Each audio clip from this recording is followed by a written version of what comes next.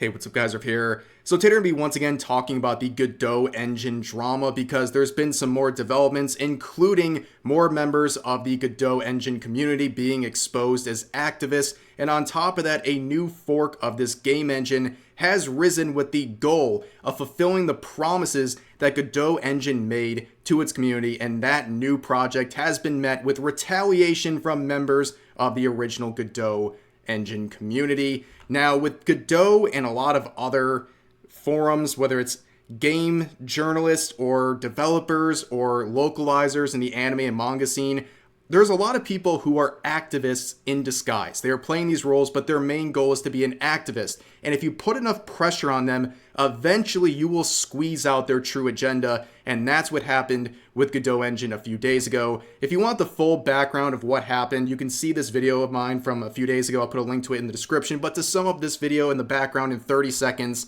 Godot Engine comes out with this tweet basically embracing wokeism and saying that they're proud to be a woke game engine, and that's met with a lot of criticism. And this is the community manager who made the tweet, who has been causing a whole lot of issues we'll get into later in this video.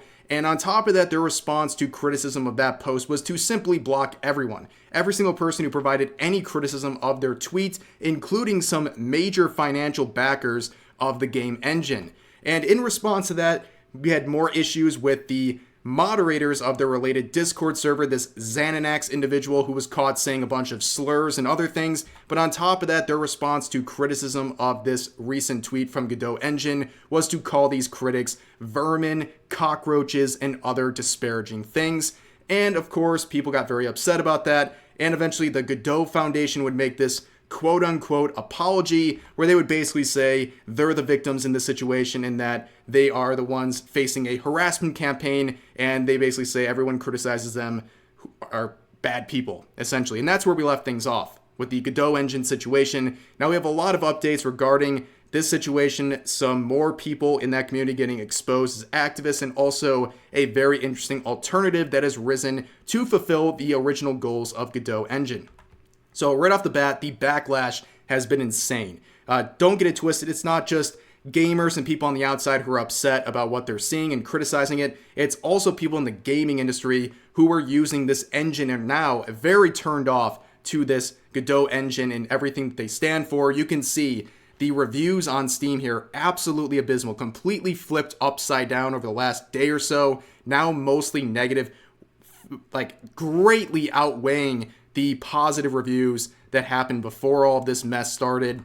And looking into the community, people are sharing some very funny stories. Like one individual said that people in their community were banned for ridiculous things like saying guys, which they considered a not gender neutral term and was somehow offensive enough to get them banished from the community. And on top of that, some people have been dredging up some previous posts from the creator of Godot Engine, labeling it a communist manifesto. And I think that phrase is a pretty accurate one when we see the post. But here is the creator, Juan Linietsky, who has basically gone into hiding while this whole situation is unfolded. You know, for a second, you feel kind of bad because these are people that are causing trouble for him and Godot Engine, like the community manager and the moderators. But at the end of the day, he's the one who allowed them to exist in the community in the first place. And when controversy started showing up, this guy dipped instantly and just hid like a cowardly leader who can't face any sort of controversy. And this was the last tweet he made before going private on Twitter, basically saying that he wants to stay out of politics, and that's the whole goal. Meanwhile, his community manager and moderators are making very political tweets. But this is the post that people dredged up from this creator. Let me read just a part of it. You'll understand why it's labeled a communist manifesto in just a second. Encrypting saved games. Why? Because the world today is not the world of yesterday. A capitalist oligarchy runs the world and forces us to consume in order to keep the gears of this rotten society on track. As such, the biggest market for video game consumption today is the mobile one. It is a market of poor souls forced to compulsively consume digital content in order to forget the misery of their everyday life, commute, or just any other brief free moment they have that they are not using to produce goods or services for the ruling class. And then the Intro 101 class at the liberal arts college stood up and applauded. Like, this is literally so ridiculous. This is something you would expect from like a 14-year-old LARPing as a communist on Twitter with 50 mental illnesses listed in their bio. Not someone who is a creator of a game engine. This is a ridiculous post and expose this person as being political when they say over and over again, I'm not political. Well, here's their politics, and they're quite unhinged. But moving forward, I apologize. I wasn't able to get the screenshot of the tweet from this account before they went private. I couldn't find any archives of it either, but this individual made a challenge to the community. They basically said, if you don't like Godot Engine and what they're doing and you think they're a woke engine, why don't you do better? Create your own game engine in response. Challenge accepted, because a lot of people wanted to prove they could do just that and better than Godot Engine, and this gave birth to Redot Engine. Now, they have a very simple purpose, and Redot Engine is a new open source fork of Godot with the goal of fulfilling the promise of Godot.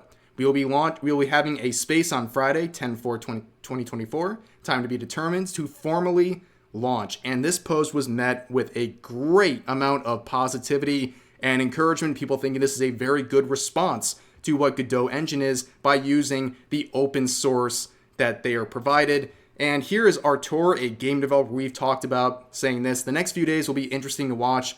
Redot Engine is releasing soon. Thousands of eyes are curiously watching how it will fare. How many bold indies will capitalize on the attention and try to be the first game on this engine? Here's another individual saying, Godot is already using my temporal anti-aliasing from Spartan Engine. Tell you what, if Redot takes off, I'll bring over rendering boosts from my engine to Redot as well. To the community, I support free speech and I reject authoritarianism. I got your back. So right now, Redot is off to a blazing start. Over 10,000 followers already, getting the support of many people in the gaming industry. Things are looking great. What's going to happen next? Retaliation from those still sticking with the Godot Engine community. The people who are activists are very upset about this. So here is Redot on October 1st saying this: hello everyone, we just want to give a short update on the situation. Our Discord had to pause joins temporarily because we had a massive influx of bad actors and trolls who are posting things that could potentially harm our community. Devs are working and vetting volunteers. We knew that when this blew up, that a lot of people would naysay and hyperfixate on every little thing that happens. They want us to fail. We have not formally launched the project that happens this Friday. We are working to get a build ready for that. So the most predictable response is a bunch of people from the Godot Engine community lashing out, acting like a bunch of spurgs, and honestly, in a weird way, kind of helping them with their official launch, because they decided to do all this stuff impulsively the second they could. And because of this, it basically made Redot Engine speedrun their vetting and moderation process. So now, when they actually launch, they're going to have a lot more protective measures in place already, so it's going to be a lot harder to mess with their official launch. And this would get even worse, the harassment campaign. You can see this tweet right here saying, at Godot Foundation, it should be common sense, but you should encourage people from your community not to harass forks that represent the MIT license. Competition is the nature of free and open source software. So here's some of the posts they shared. This one saying, as a member of the game development community, I'm concerned about the recent fork of Godot Engine called Redot Engine. While open source software allows for forks, this particular project seems to be exploiting the hard work and goodwill of the Godot community for personal gain. It's disappointing to see such opportunistic behavior in our collaborative open source ecosystem. I believe it's important to support ethical development practices, and the original Godot Engine project, which has consistently provided a free and open platform for game creators. I encourage fellow developers to consider the broader impact of their actions on our community and to continue supporting projects that prioritize collective benefit over individual profit. So you'll see multiple times they reference Redot Engine as something that is there for individual gain and individual profit, which is a ridiculous claim because right now there is no monetization in place for Redot Engine. It is You can't give them money even if you wanted to. There is no means to give them money. They haven't even set that up yet. They're waiting until the official launch. So right now, there's been no individual or financial gain through this attempt. And on top of that, you can see they're talking about things like supporting ethical development practices and also telling developers to consider the broader impact of their actions, which is so ironic given what happened with Godot Engine, because they ignored the broader impact of their actions. You have a community manager who is essentially making these divisive tweets that are damaging their own game engine and fracturing their own community. Now, here's another post saying, anyone who associates with this project is mentally deficient, which is the biggest projection I've ever seen based on the people we've seen from the Godot Engine community.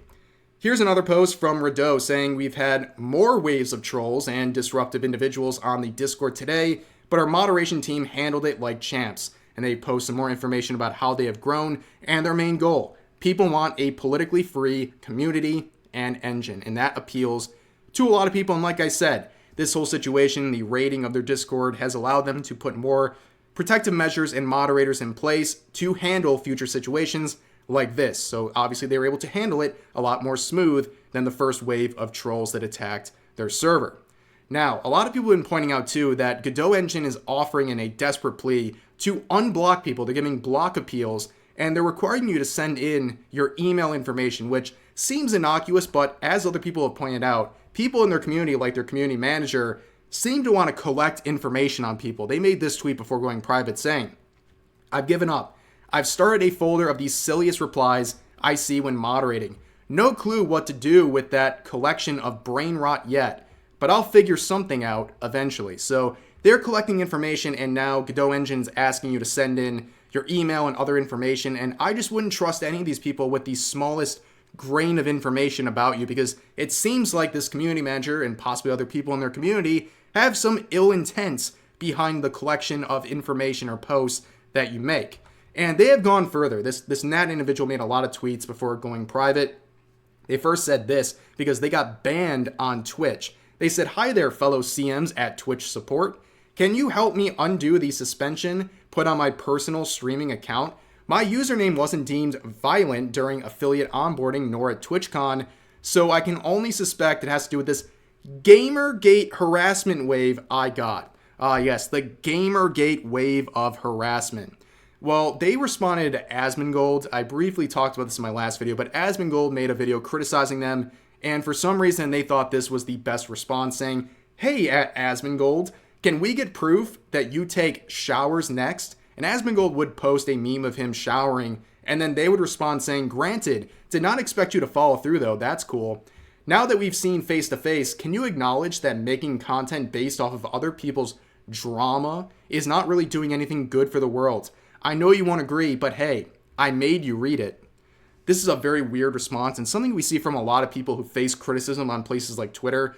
Number one, acting like videos, even drama videos, have no good for the world. They provide entertainment. Like, that's enough. You don't have to justify anything beyond that. It provides entertainment and it stays within the confines of what YouTube can allow. So making drama videos is already fine, but I don't really consider videos about Godot Engine, for example, to be drama videos. It's just collecting public information and tweets and storylines from companies like Godot Engine and sharing some of the bad actors within their community. It's informative for people. They can draw their own opinions and consider whether they want to support a company like Godot Engine. Because if people didn't share the public tweets made by Nats and the official account and some of their moderators, people would continue supporting Godot Engine without knowing that there's all these bad actors within their community. It is informative and helpful to people to learn more about this, and that's what people have been doing, whether it's on Twitter or on YouTube.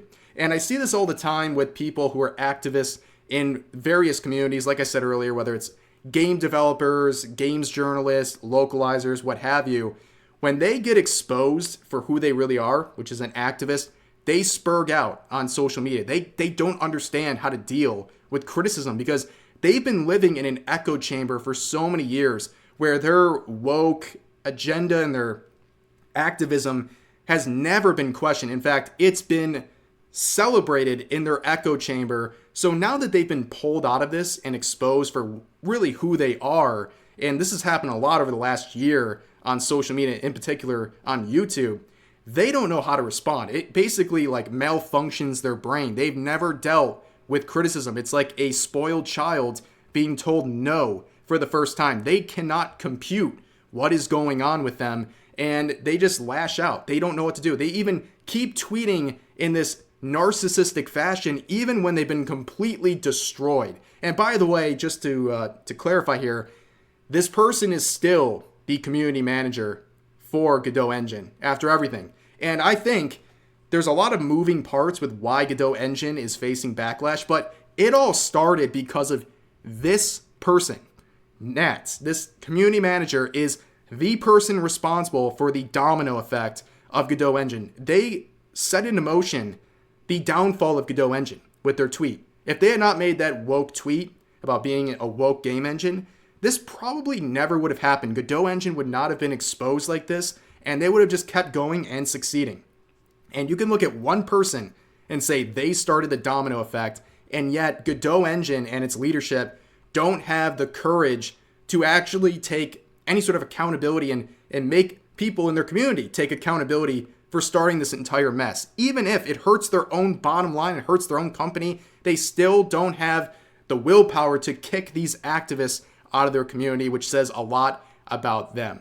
But for now, that's going to do it for this video. As always, feel free to share your thoughts about today's topics in the comments section down below. Hope you guys enjoyed the video, and I'll see you next time.